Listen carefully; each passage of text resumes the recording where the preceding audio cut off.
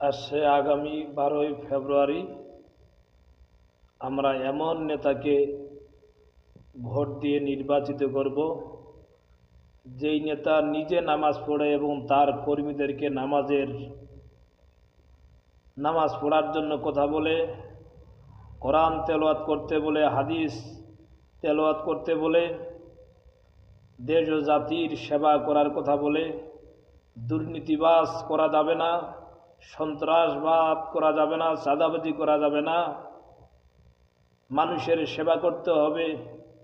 এরকম ভালো ভালো নসিহত যেই নেতা করে সেই নেতাকেই আগামী 12ই ফেব্রুয়ারি ভোট দিয়ে আমরা নির্বাচিত করব ইনশাআল্লাহ।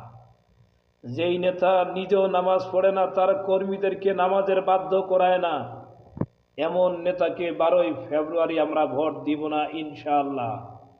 যেই নেতা নিজেও নামাজ পড়ে না, তার কর্মীদেরকেও নামাজের জন্য বাধ্য করায় না, চাঁদাবাজি করতে নিষেধ করে না, দুর্নীতিবাজ করতে নিষেধ করে না, সেই নেতাকে আমরা 12ই ফেব্রুয়ারি ভোট দিব না ইনশাআল্লাহ।